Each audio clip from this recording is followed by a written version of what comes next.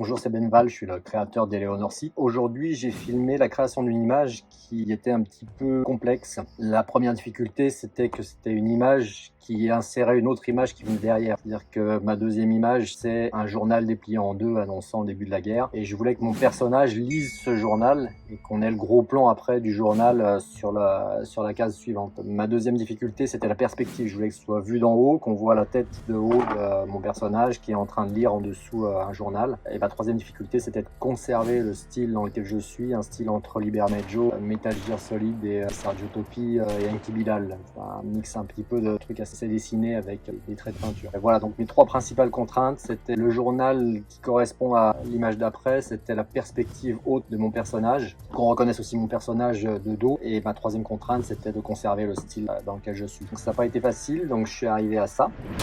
Et je vais vous détailler les difficultés que j'ai eues pour arriver à ces deux images, donc celle-ci et celle-ci. J'ai dû créer les deux en parallèle. Je vais vous détailler ça tout de suite. Allez, alors je suis parti de cette image qui est un vrai journal, donc le Paris Match du 18 juin 1940. Ça m'a servi à la fois d'inspiration pour cette planche et à la fois d'inspiration pour créer le journal derrière. Donc j'ai commencé à télécharger juste le journal et à partir de là j'ai rentré un prompt qui pour moi ressemblait au journal. Je voulais un journal sur 2 pages, donc je voulais demander un journal sur 2 pages ancien avec un navire de guerre. Surtout je voulais que ce soit écrit c'est la guerre ou la guerre démarre ou un truc comme ça. Au début je me suis un peu perdu, je voulais qu'il écrive à la fois Paris Match et c'est la guerre, mais on m'en fout de Paris Match. Donc à partir du moment où on comprend que c'est un journal qui est d'époque et qui annonce la guerre, ça me suffisait. Voilà, j'ai fait pas mal de prompts au départ avec les 2 phrases, ça marchait moyennement, et puis après je suis allé directement sur c'est la guerre. C'était un petit peu plus simple, il a fallu que j'en fasse quand même pas mal avant d'avoir le résultat final. Puis en parallèle, j'ai commencé à travailler sur le personnage avec la perspective vue d'en haut, toujours le même prompt, mon personnage. Ça n'était pas facile d'arriver à lui préciser que je voulais pas voir le visage, qu'on était de derrière, que je voulais simplement en fait la perspective de la tête de l'arrière. Déjà la perspective était pas facile, mais Midjourney a tendance à faire beaucoup de visages. Arriver à lui faire comprendre que je voulais pas forcément le visage, mais juste la perspective de derrière, ça n'a pas été simple. Donc là, je galérais tellement pour arriver à voir la perspective que je suis allé chercher des images sur internet et surtout j'ai tapé la manière dont je tapais mon prompt pour voir si ça me sortait des images avec une perspective de haut. Ça n'a pas été mieux, ça a été même moins bien, donc j'ai arrêté le carnage, je suis retourné à mes prompts. Alors en fait, je me suis aperçu que c'était trop d'informations, c'était trop compliqué pour Midjourney de me donner ce que je voulais, à la fois le style, la perspective vue d'en haut, la fille qui lit dans un bar un journal, le style vestimentaire, tout ça c'était trop. J'ai raccourci en fait mon prompt et je voulais juste un personnage avec des cheveux longs et un chignon ébouriffé en noir, vu de haut. Et là, j'ai pu avoir ce que je voulais en termes de perspective, même au-delà de ce que je voulais, parce que c'était carrément de la verticale, mais c'est une image après que j'ai pu insérer pour pouvoir lui demander exactement la perspective que je voulais. Donc ça m'a beaucoup aidé, et à un moment, de temps en temps, il faut simplifier complètement le truc, venir à la base de ce qu'on veut, et puis après recomplexifier le dessin. Donc une fois que j'avais la perspective et qu'il avait compris que je cherchais une perspective, à ce moment-là, il m'a donné plus que des perspectives qui étaient hautes. À un moment, il faut comprendre que la machine, elle est bloquée sur quelque chose, donc il faut arriver à la débloquer, et puis après, comme par hasard, vous avez 15 000 images qui vont correspondre à ce que vous vouliez. Donc après, j'avais des jolies images là comme celle-là. Puis je suis enfin arrivé sur la perspective du 3/4 arrière, une image qui me plaisait. C'est à partir de cette image que j'ai décidé de conserver ça. Et la deuxième difficulté, ça a été d'insérer le journal sur lequel j'étais en train de travailler en parallèle. Je faisais les deux parallèles sur 2 salons différents. Au niveau du style, j'avais un style graphique avec un petit peu surlignage blanc en fait sur les contours. Donc il a fallu que je retrouve un dessin qui correspondait plus à ce que je voulais. Je lui ai mis comme style de référence, donc SREF pour Midjourney, pour qu'il s'inspire absolument de ce style-là. Il est revenu sur des trucs qui étaient un petit peu plus sombres, un petit peu plus léchés et moins avec ces traits de surlignage blanc. À partir de là, ma grosse difficulté, ça a été de travailler sur le journal sur lequel elle lisait.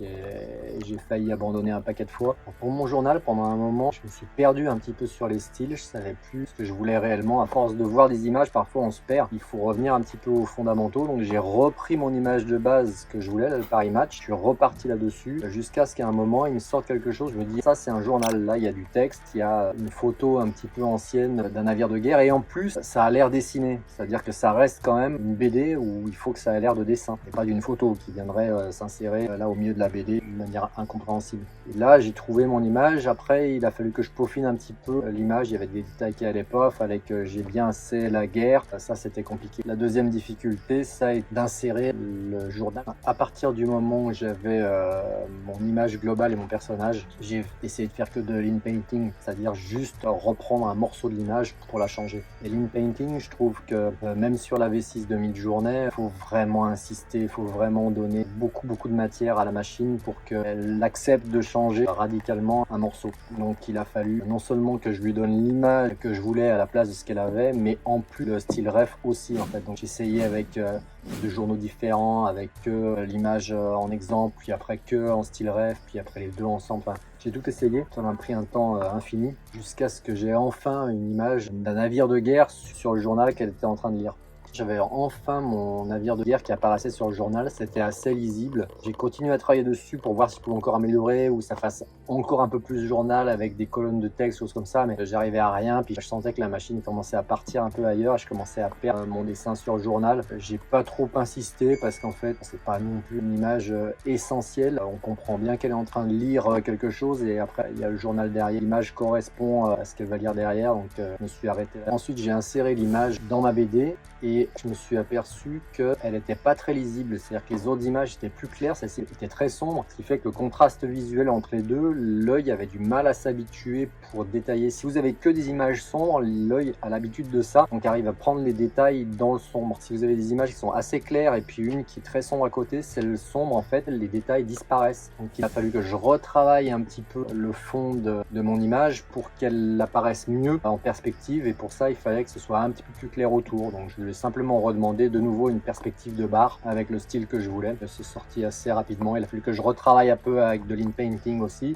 pour enlever pas mal de détails, mais globalement, c'est pas ce qui m'a coûté le plus de temps. Au final, on arrive à ça. C'est une journée de travail pour arriver à ces deux images. Voilà, dites-moi ce que vous en pensez et si vous trouvez que c'est assez crédible visuellement. Alors, je pensais que c'était fini, mais comme d'habitude, quand je reviens le lendemain sur ce que j'ai fait la veille, je trouve qu'il y a des détails à améliorer. Et notamment pour qu'une image soit cohérente par rapport à l'autre, il faut qu'il y ait un détail qui rappelle la précédente. On n'a pas de repère de l'image d'Éléonore sur l'image du journal. Donc, j'ai voulu qu'il y ait sa main qui soit sur le journal, donc une perspective de sa main au-dessus du journal.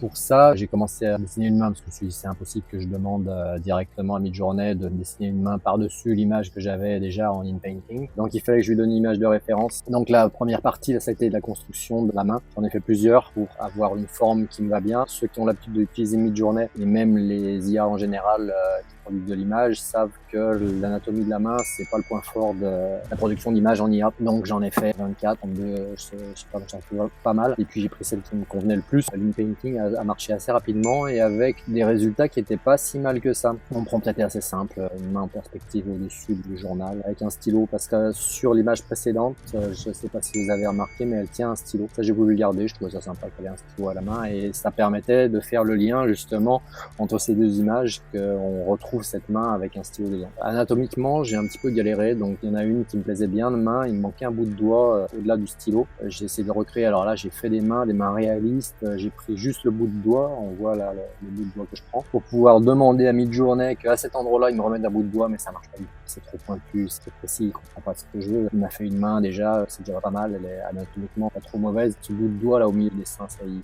comprend pas. Donc il a fallu que je reprenne tout, que je redemande une main avec un stylo sur mon journal. Il y a un moment quand ça veut pas, tu vas perdre plus de temps en fait à insister pour avoir ce que tu veux plutôt que reprendre le truc à zéro. Donc j'ai repris le truc à zéro, mon prompt, mon image de référence, mon style de référence, et puis vogue la galère. Et puis je me suis retrouvé avec une nouvelle main qui était bien, qui m'allait bien, l'attitude de la main correspondait bien à mon personnage, donc ça permettait vraiment de faire le lien. Petit détail, quand j'ai inséré mon image d'Éléonore en perspective dans ma BD, c'était plus joli que la tête soit tournée vers l'intérieur de la page, donc j'ai switché la page, je l'ai inversé, ce qui fait que sa main était plus du même côté du journal. J'avais commencé par mettre la main sur le côté gauche du journal et j'ai dû tout reprendre à zéro parce que ça fonctionnait plus, donc il a fallu que je mette la main du côté droit du journal parce que sur l'image, une fois retournée, sa main était sur la droite du journal. Voilà, ce sont des petits détails qui me font perdre beaucoup de temps parce que j'avais déjà passé beaucoup de temps à mettre la main à gauche. Mais comme il y a de l'écriture sur mon journal, si j'inverse le journal, on peut y aller. Voilà. petit détail qui me manquait au bout du stylo. Je voulais pas que le stylo soit décapuchonné parce qu'on pouvait penser qu'elle écrivait sur le journal, or c'est pas elle qui dessine ni écrit sur le journal. Donc il fallait que je mette un capuchon. Ça, il me l'a fait assez rapidement en inpainting. Et là, j'avais mon image et c'est vrai que les deux à côté, la main, je trouve, vous me direz ce que vous en pensez, mais je trouve que ça apporte vraiment quelque chose sur le lien des deux images. Le bateau fait le lien avec l'image précédente et la main fait le lien avec l'image suivante. Donc les deux sont bien liés par ces détails. Voilà, donc ça m'a repris une demi-journée, donc c'est un peu plus qu'une journée de travail pour ces deux images. Si tu as un scénario qui est très précis en tête, je pense qu'il y a moyen d'aller plus vite. Je me suis laissé un peu porter aussi par mon idée de départ, c'était un petit peu flou. Au fur et à mesure, elle s'est construite. C'est le jeu aussi de l'intelligence artificielle, c'est un échange entre la machine et puis soi. Et je suis assez content du résultat de ces deux images. Je trouve qu'elles sont assez connectées et qu'elles lancent bien la suite de la BD. Et merci d'avoir suivi. J'espère que ça vous a intéressé. Puis j'espère que je serai plus rapide et je vais m'améliorer dans le futur. Si vous avez des questions, c'est avec plaisir. Merci.